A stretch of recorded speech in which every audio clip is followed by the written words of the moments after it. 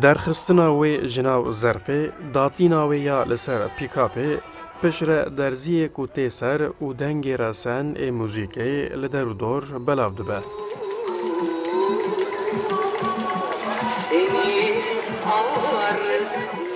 اف دنگ و موزیکا به پلاک پکته جبو گلک کسان دلخوشی و نوستالژیه که مزنه. زمانی بری یعنی بریا کاسیت و سیدیه جبو گودار کرنا موزیک پلاک گلک دهات بکارانین.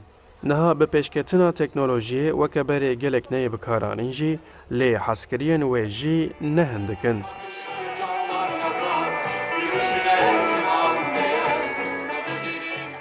لستانبول د فستیوال پلاکاندک و جهیل اشارهداری ششلیه و جارادودیان هات اساس کردن جگنجان حتی کسین تمندره جبر خدان سروان پلاکین کون این موزیک جنین جوالاتین جدا و موزیکین جور به جور cidigirin. Evet var küçüklükten. Babamın plakları ve لمالا ما پلاکین باو و داپیرا من هبون.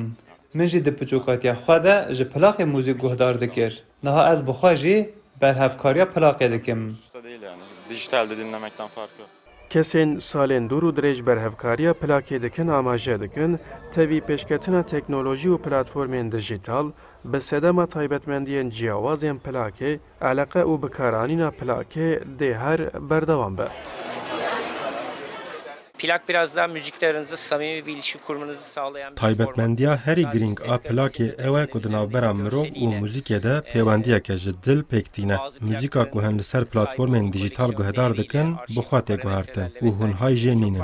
Lê dema we li ser plakê muzîk guhdar kir, divê hûn ji nêz ve bi plakê eleqedar bin. Li gel vê, qalîteya li dengê plakê de li gor dengê dijîtal gelek baştir e. Sizden daima müziği dinlerken biraz ilgi alaka.